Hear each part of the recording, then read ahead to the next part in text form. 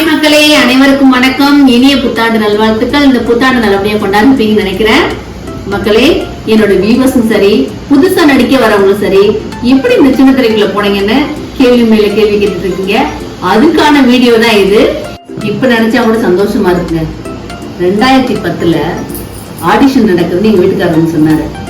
அந்த ஆடிஷன்ல போய் கலந்துக்கிறதுக்கு எனக்கு கொஞ்சம் பயம். திருப்பிச்சர் மூலமா அவனுக்கு ஆடிஷன் வந்திருக்கு, நீ வாமான்னு கூட்டு போனாரு. நான் உள்ள போயிட்டேங்க. போகும்போது பாத்தீங்கன்னா அவங்க சொன்ன டயத்தை விட கொஞ்சம் லேட் ஆயிடுச்சு. அதனால நாங்க போறோம், கேட்டெல்லாம் சாத்துட்டாங்க. சரி என்ன பண்றதுன்னு தெரியல சொல்லிட்டு அசோகன் சார்னு ஒரு அசிஸ்டன்ட் டைரக்டர் இருக்காரு, அவரை போய் பார்த்தோம். அவர் பார்த்தோன்னே அவர் சொன்னாரு வாங்கம்மான்னு சொல்லிட்டு கொஞ்சம் வெயிட் பண்ணுங்க, சாப்பிட்டு நாங்க சொல்றோம்னு சொன்னாங்க. சாப்பிட்டு சொன்ன உடனே ஓகே உள்ள வர சொல்லுங்க. முதல்ல அசோகன் சாப்பிட்ட தான் நடிச்சேன். அவர் வந்து நடிக்க சொல்லி பார்த்தாரு. பரவாயில்லாம நல்லா இருக்கு, நீங்க திருமுருகன் சாப்பிட்ட போங்கன்னு என்ன உள்ள அனுப்பிச்சு விட்டாங்க. எனக்கு ஒரே பதட்டங்க. உள்ள போய் பார்த்தா நான் இன்னைக்கு இவ்வளவு தூரம் இருக்கிறதுக்கு காரணமா இருக்கிற என் மகனா நடிச்சு திருமுருகன் சார் இருந்தாரு. அவரை பார்த்த உடனே எனக்கு ஒரே சந்தோஷங்க. ஆனா உள்ளுக்குள்ள ஒரு பயம் இருந்துச்சு. என்ன சொல்ல போறாரோ, எப்படி நடிக்கணும்னு சொல்ல போறாரோ. சார் என்ன சார் செய்யணும்னு கேட்டேன். உங்களுக்கு தெரிஞ்ச ஒரு சில டைலாக் சொல்ல முடியுமாமான்னு கேட்டாரு. சார் நீங்க கண்டக்ட் மட்டும் சொல்லுங்க சார், நான் பண்றேன் அப்படின்னு. ஒரு புருஷன் பொண்டாட்டி, அவங்களுக்கு இந்த மாதிரி 2 குழந்தைங்க இருக்கு. அந்த பொண்டாட்டியை விட்டு அவர் இன்னொரு உறவை வச்சுக்கிட்டா அந்த பொண்ணோட மனநிலை எப்படி இருக்குன்னு கேட்டாரு. நான் உடனே அதுக்கு தகுந்த மாதிரி நடிச்சுட்டே இருந்தேன்.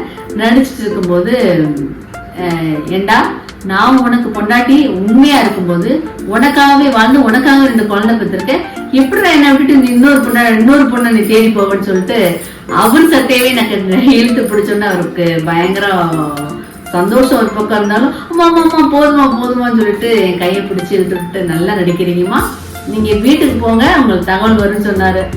எனக்கு தகவல் வருதுன்னு சொன்னோன்னா கொஞ்சம் பயம்தான். சரி நமக்கு இந்த வாய்ப்பு கிடைக்குமா என்னன்னு தெரியலையே, எல்லாம் இறைவன் மேல பாரத்தை போட்டு சார்கிட்ட நம்பிக்கையா நான் வந்துட்டேன். வந்து 1 மாசம் எந்த தகவலுமே இல்லைங்க. வெயிட் பண்ணிட்டே இருந்தேன். மறுபடியும் ஒரு போன் வந்துச்சுங்க 1 மாசம் கழிச்சு. அந்த போனை எடுக்கிறதுக்கு எனக்கு ஒரே பயமா இருந்துச்சு. இருந்தாலும் எடுத்துட்டேன்.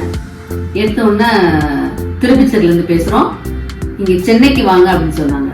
அங்க ஆடிஷன் இருக்குன்னு சரின்னு சொல்லிட்டு ஆடிஷன் கிளம்பி போயிட்டோம்.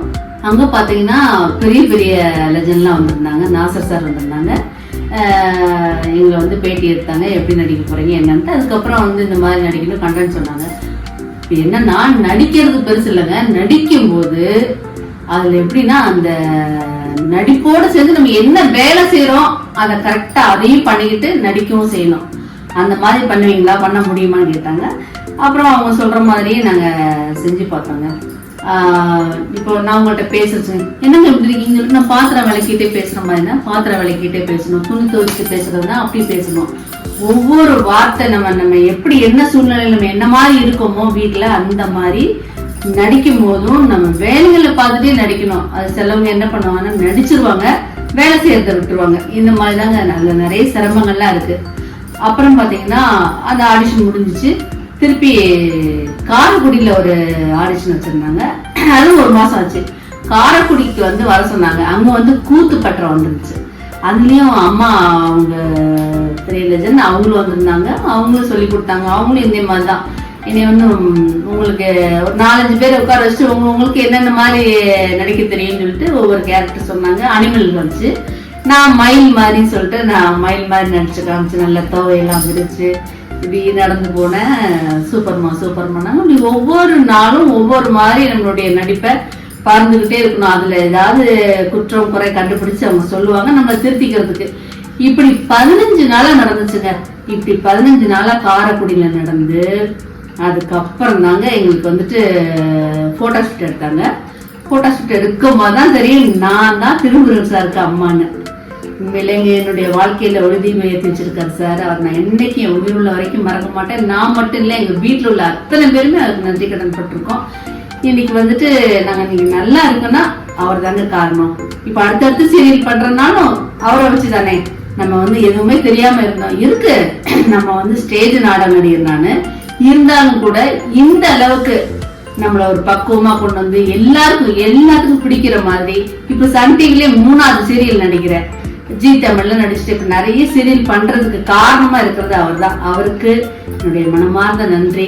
சன் டிவிக்கு என்னுடைய மனமார்ந்த நன்றி. நான் என்னைக்குமே இது மறக்க மாட்டேன். இப்படிதாங்க ஒவ்வொரு நடிகருக்குள்ளயும் ஒரு சுவாரஸ்யமான நிகழ்வுகள் இருக்கு, ஒரு அனுபவம் இருக்கு. இதே மாதிரிதாங்க எல்லாருமே மேல மேல வந்திருக்காங்க நடிகர்களா. சரிங்க, இப்ப இதோட மட்டும் இல்ல, நாதஸ்வரம் சீரியல்ல லெஜண்ட் எனக்கு கணவரா, என் அன்பு மகன் கோபிக்கு அப்பாவா மௌலி சார் நடிச்சிருக்காரு. அவரை பத்தி நிறைய சொல்ல வேண்டியது இருக்குங்க. நல்ல மாமனிதர். அவரை பத்தி இன்னொரு வீடியோல உங்கள்ட்ட சொல்றேன். பாய்.